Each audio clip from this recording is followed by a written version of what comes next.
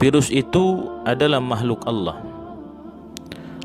Allah ciptakan untuk menguji kita sebagai seorang mukmin. Karena bagi seorang mukmin, setiap ujian, setiap musibah yang Allah datangkan kepadanya pasti ada kebaikan untuk dirinya. Sebagaimana yang dikatakan oleh Rasulullah sallallahu alaihi wasallam, "Man yuridillahu bihi khairan yusibba minhu." Barang siapa yang Allah inginkan kebaikan, maka Allah akan berikan musibah kepadanya. Lalu kebaikan apa yang akan kita dapati dari musibah wabah ini? Yang pertama, seharusnya musibah wabah ini menjadikan kita semakin dekat kepada Allah.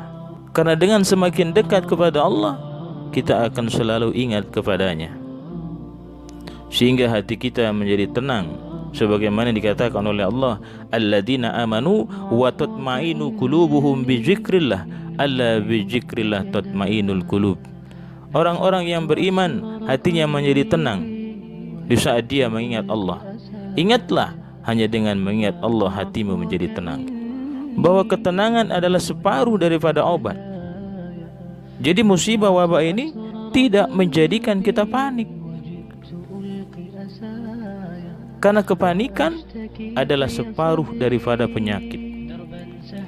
Berapa banyak orang yang diberikan ujian berupa sakit, karena tidak ada ketenangan saat Allah berikan ujian berupa sakit, justru bertambah parah penyakitnya. Maka dari itu, kita serahkan semuanya hanya kepada Allah agar hati kita menjadi tenang.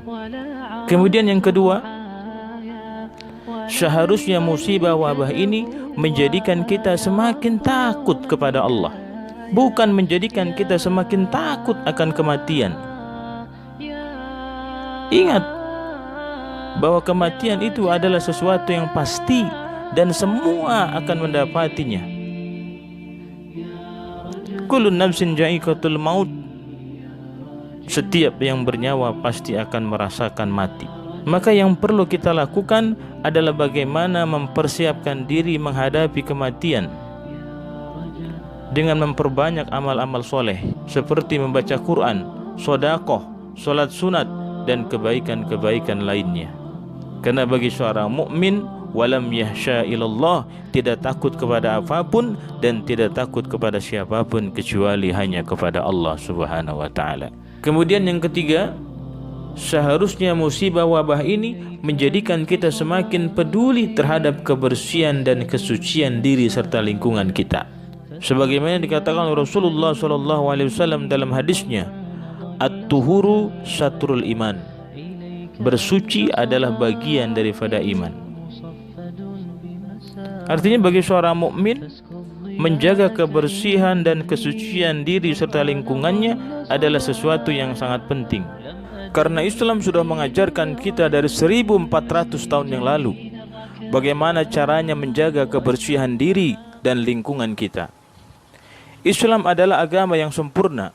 Segala sesuatunya sudah diatur oleh Allah Subhanahu wa taala dan dicontohkan oleh Rasulullah sallallahu alaihi wasallam.